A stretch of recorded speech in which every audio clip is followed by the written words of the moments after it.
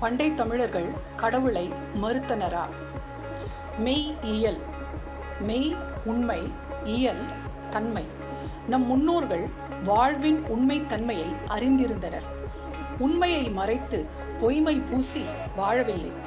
ஆதலால்தான் நுட்பமான அறிவோடு செயல்பட்டு உயரிய வாழ்வை வாழ்ந்தனர். சங்க இலக்கியத்தின் புறநானூற்றில் பக்குடுக்கை நன்கணியார் எல்லாவற்றுக்கும் கடவுளை காரணம் காட்டி பேசுபவர்களை அடியோடு மறுக்கிறார்.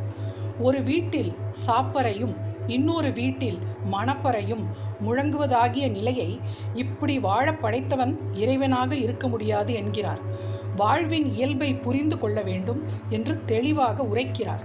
கணியன் பூங்குன்றனாரின் பாடல் மூலம் வாழ்வில் வரும் இன்ப துன்பங்களுக்கும் நாம் தான் காரணம் என்றும் தெய்வமோ மற்றவர்களோ இல்லை என்கிறார்.